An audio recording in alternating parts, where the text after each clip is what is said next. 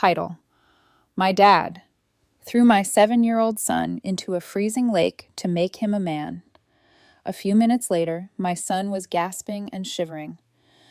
My dad said it was just a lesson, but my nephew whispered, "I tried to stop Grandpa."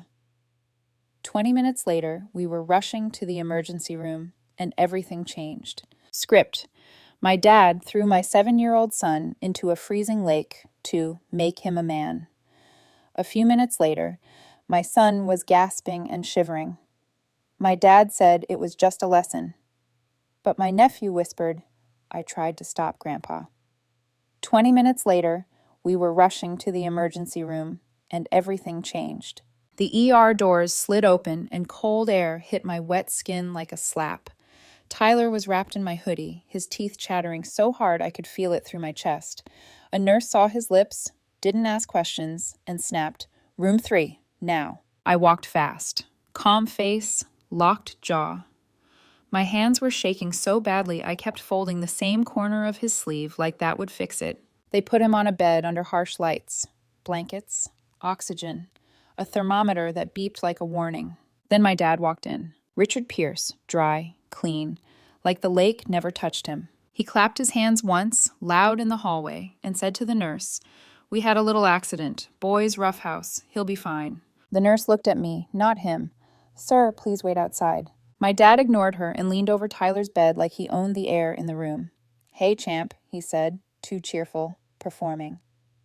"You learned something today, didn't you?" Tyler stared past him, stiff as a board. My dad laughed under his breath and looked at me like I was the problem. "See? He's fine. Just dramatic." There were people watching. A doctor, 2 nurses, a couple in the corner with a toddler. Everyone heard him. I kept my voice low. "Step back." He held up both hands, mock surrender. "Oh, here we go. Seattle feelings." The doctor finally said, "What happened?" My dad answered before I could.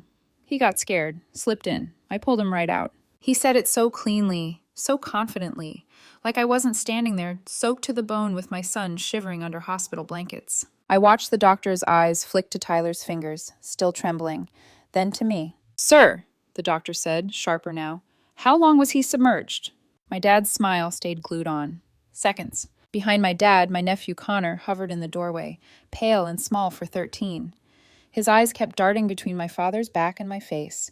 His hands were clenched so tight, his knuckles were white. Connor swallowed, then slipped his phone into my palm. I didn't look down right away. I just closed my fingers around it. Connor leaned in so close I could smell lake water on his hair and whispered, "I recorded it. I tried to stop Grandpa."